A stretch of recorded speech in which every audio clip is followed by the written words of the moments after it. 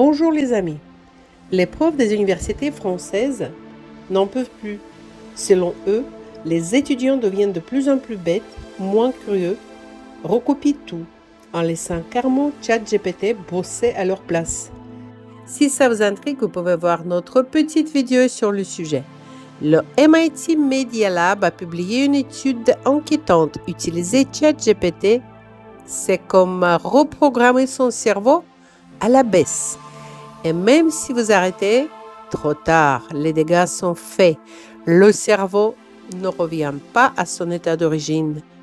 En Chine, on ne plaisante pas avec ça. Pendant les examens nationaux, certaines fonctions des IA, notamment celles qui reconnaissent des images ou donnent des réponses toutes faites, ont été tout simplement coupées dans tout le pays. Et pourtant, ChatGPT pour apprendre une langue étrangère. Un vrai miracle. Pas besoin de prof. Vous posez une question et il vous répond. Vous préparez vos cours à partir de ça.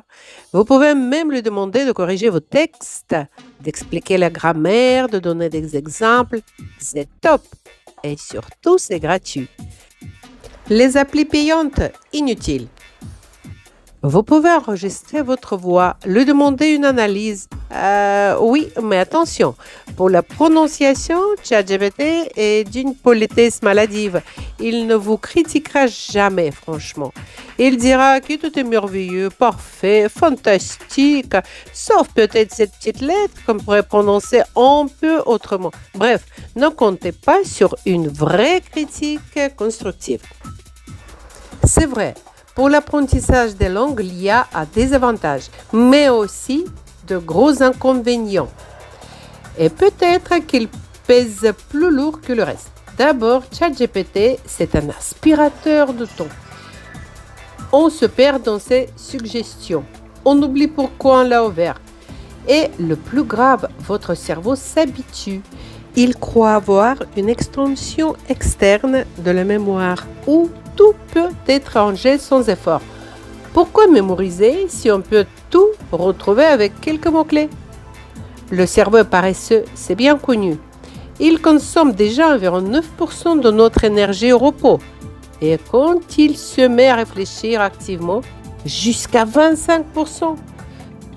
Vous mangez 1000 calories, hop, 250 partent juste parce que vous avez osé penser un peu trop fort. Vous comprenez pourquoi il préfère déléguer. Et donc, quand il découvre qu'il y a une béquille numérique, une IA, il s'y accroche. Et il est très difficile de lui faire lâcher cette béquille.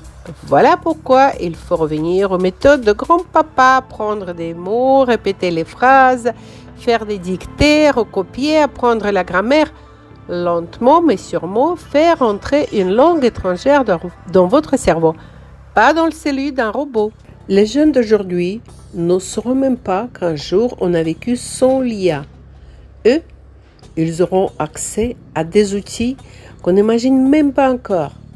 Et alors, une autre question se pose. Est-ce qu'il faudra encore apprendre des langues? Après tout, un bon traducteur neuronal peut tout traduire instantanément. Pourquoi perdre des années à apprendre une ou deux langues quand on peut faire quelque chose de plus créatif à la place?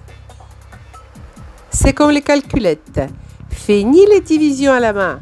Mais au fait, est-ce que vous avez vraiment créé beaucoup plus de choses grâce au temps gagné avec votre calculatrice? Certains diront que l'apprentissage d'une langue est une excellente gymnastique cérébrale. C'est vrai. Mais est-ce qu'il n'existerait pas d'autres méthodes moins longues, moins fatigantes pour entraîner son cerveau? Parce que, soyons honnêtes, même à l'ancienne, pour apprendre une langue étrangère, il fallait une énorme motivation et une volonté de faire. Et avec les IA, ces deux qualités doivent être multipliées par 10 ou par 100. ChatGPT m'a même préparé un joli tableau avec la répartition idéale du temps à consacrer à chaque activité quand on apprend une langue. 4 éléments. Premier, Révision, réécriture, écoute, mémorisation de phrases, 50% du temps pour automatiser les réflexes. 2. Communication réelle avec des humains, natifs ou non, 20%, pour activer les paroles et stresser un peu son cerveau. 3. Travail avec l'IA, 15%. Rédaction, dialogue, génération d'exemples. Mais attention, ne pas suivre toutes ces suggestions comme un mouton. Il vous propose, tu veux une carte mentale, une fiche, un tableau? Non, fais ce que je t'ai demandé et arrête de me distraire. 4. Lecture, grammaire, carte mentale, 15%. Parce que sans grammaire, on n'ira pas bien loin. Et quelle est sa conclusion? Simple et nette. Les IA sont un outil génial pour générer des exemples, entraîner l'écrit et les dialogues, mais elles ne remplacent pas l'apprentissage réel. Elles amplifient l'apprentissage si elles sont intégrées intelligemment, mais ne servent à rien sans répétition, écoute et interaction humaine. Et que faire de cette vilaine habitude qui s'installe? Celle de penser par l'IA. Je ne vais pas formuler moi-même, je vais poser la question et corriger un peu ce que l'IA répondra. Ou encore, pas la peine de retenir cette règle, je le retrouverai. Et bien sûr, le vocabulaire, je le laisse pour demain. Le MIT Media Lab recommande: utilisez l'IA comme un brouillon. Démarrez vous-même. Ensuite, si besoin, demandez un coup de main. Et surtout, reformulez avec vos propres mots. En résumé, ne pas utiliser les IA, c'est idiot. Trop les utiliser, c'est dangereux.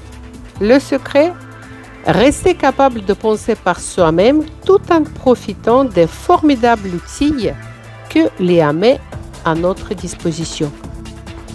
À bon entendeur.